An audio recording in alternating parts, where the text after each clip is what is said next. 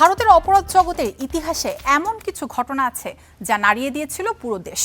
1978 সালে গীতা ও সঞ্জয় চোপড়া হত্যাকাণ্ড তেমন একটি ঘটনা।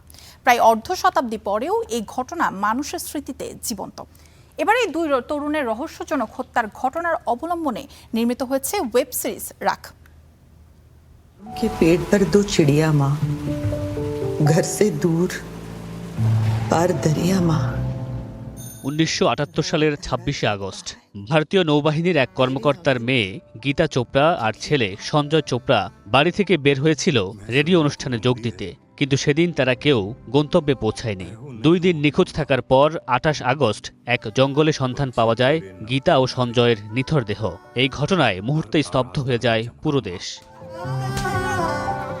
70-এর দশকের এই ঘটনাকে অবলম্বন করে ওটিটি প্ল্যাটফর্ম অ্যামাজন প্রাইমে মুক্তি পেয়েছে ওয়েব সিরিজ রাখ।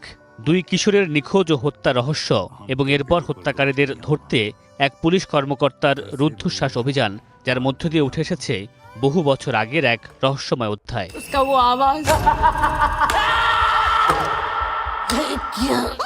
इनका कोई पुराना रिकॉर्ड।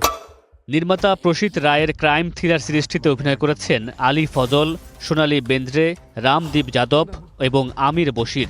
দীর্ঘ বিরতির পর অভিনয়ে ফিরে দর্শকদের চমকে দিয়েছেন সোনালী বেন্দ্রে।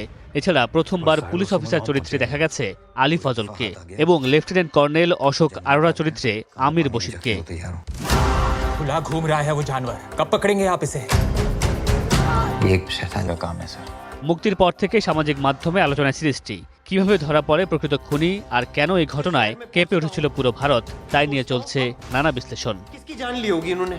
अपने आप ने बचाने खातर कुछ भी कर सके। মামুনুর রশিদ পনেল, স্টার এন্টারটেইনমেন্ট।